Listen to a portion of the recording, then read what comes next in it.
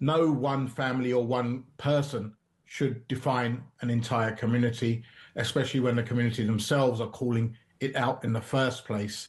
There was a murder of a Saudi student last week by somebody with a kitchen knife. That does not mean that we, as a Sikh community, have called for bans on, or the Muslim community have called for bans on kitchen knives or bans on white builders. So the fact is, we realize that this was out of character.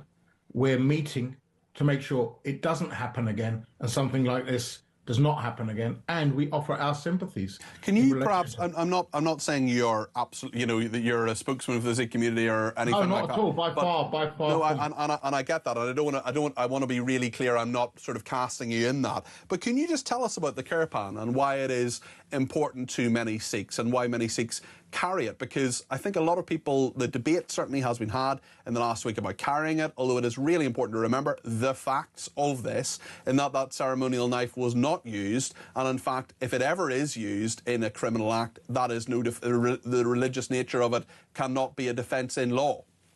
Yeah, that's right. I mean, many kirpans which Sikhs keep upon them because of the tenets of the faith, 5Ks or kakars, as we call them, baptized Sikhs need to keep. Obviously, I'm not a baptized Sikh. One is kes, the hair, hence why they're wearing a turban. The other is they have to wear special underwear or shorts. The third one is a metal steel bracelet, which you see is called a kara. A comb, which Sikhs have on them, called a ganga. And the final one is a kirpan, usually a small curved blade. Can be anything could even be dangling from your neck, but a lot of people have it on their person or out with a cord around the neck. It's not meant to be unsheathed. It's never meant to be used aggressively, and it's not meant to be used to threaten anyone. That is totally against Sikh principles. The majority of them are blunt, and the majority of them have probably never been unsheathed or even been cleaned or sharpened. So there's no actual threat there. I think in the last 50, 60 years, there's only been one case of somebody killing somebody with a kirpan. So it's an essential that baptized Sikhs are ordered to have on their person, just like their hair and a turban. It means a lot to them.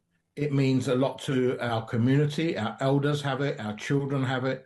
Our people across the board, not just guys as well. So women equally have to adhere by these rules.